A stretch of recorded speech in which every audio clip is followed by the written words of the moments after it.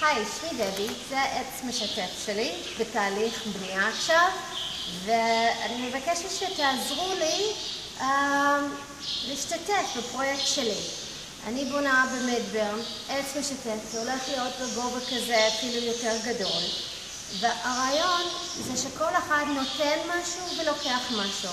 אם למשל יש לי כובע ספייר, אני יכולה לתלות את הכובע שלי על העץ, ומישהו אחר יבוא, ואולי הם בדיוק צריכים כובע, הם ייקחו את הכובע.